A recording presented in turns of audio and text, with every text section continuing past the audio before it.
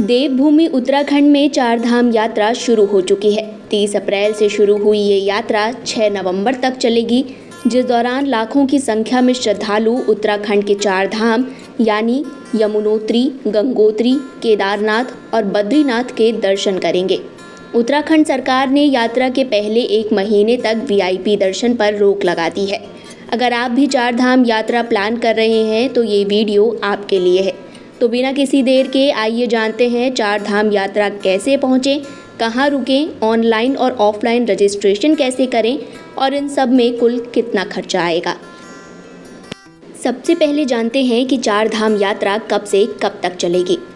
गंगोत्री धाम के कपाट 30 अप्रैल 2025 से 22 अक्टूबर 2025 तक खुले रहेंगे। वहीं यमुनोत्री के कपाट 30 अप्रैल 2025 से 23 अक्टूबर 2025 तक खुले रहेंगे। केदारनाथ के द्वार 2 मई 2025 से 23 अक्टूबर 2025 तक खुले रहेंगे और बद्रीनाथ के द्वार 4 मई 2025 से 6 नवंबर 2025 तक खुले रहेंगे।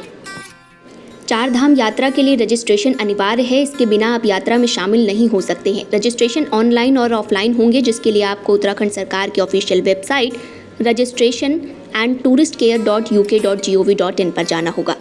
आपके सामने कुछ ऐसा इंटरफेस खुलेगा जहां अपना नाम, मोबाइल नंबर और पासवर्ड डालकर साइन अप कर लें। इसके बाद आपके मोबाइल पर OTP जाएगा, OTP यहां डालकर इसको वेरीफाई कर लें। अब लॉगिन करने के लिए अपना मोबाइल नंबर, पासवर्ड और कैप्चा डालकर इसे सबमिट कर दें। अब आपके सामने कुछ ऐसा इंटरफेस खुलेगा जहां बताए गए तरीके को फॉलो करके आप अपना रजिस्ट्रेशन कर सकते हैं। यहां रेड कलर के स्लॉट बुक हैं और ग्रीन कलर के खाली हैं।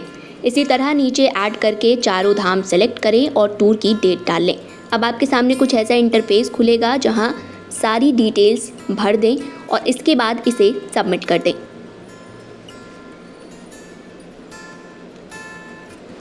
अब आपका रजिस्ट्रेशन पूरा हुआ। इस रजिस्ट्रेशन कार्ड का PDF डाउनलोड करके आप इसका प्रिंट आउट भी निकलवा सकते हैं। ऑफलाइन रजिस्ट्रेशन के लिए उत्तराखंड सरकार ने देहरादून, हरिद्वार और ऋषिकेश में 60 से ज़्यादा रजिस्ट्रेशन सेंटर बनवाए हैं।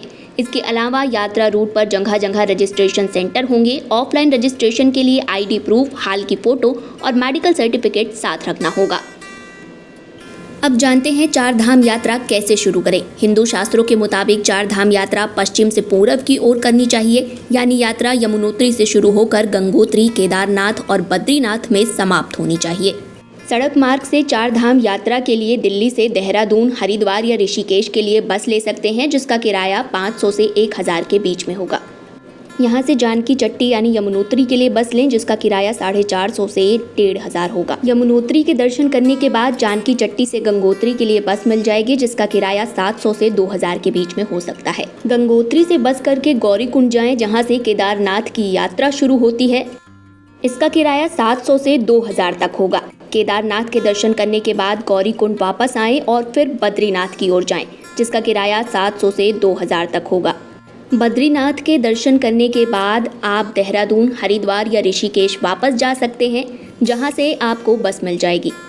रेल मार्ग की बात करें तो दिल्ली से देहरादून, हरिद्वार और ऋषिकेश के लिए ट्रेन आसानी से मिल जाएगी। दिल्ली से उत्तराखंड के लिए कई एक्सप्रेस और वंदे भारत ट्रेन चलती हैं, जिनका किराया 200 से 1400 के बीच हो सकता है। फ्लाइट से चार धाम के लिए सबसे नजदीकी और एकमात्र एयरपोर्ट देहरादून में स्थित जॉली ग्रांट है।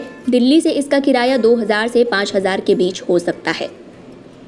अब सवाल आता है कि चार धाम यात्रा के दौरान यात्री कहाँ ठहरे। इसके लिए आपको होटल, धर्मशाला और होम स्टे आसानी से मिल जाएगा। साथ ही आप सरकारी लॉज में डोरमेट्री और रूम भी बुक करवा सकते हैं। यमुनोत्री के नज़दीकी स्टे लोकेशन जानकी चट्टी, हनुमान चट्टी और खरसाली है। वहीं गंगोत्री में गंगोत्री सिटी, हर्षिल, भैरव घाटी और सुखी टॉप में रुक सकते हैं।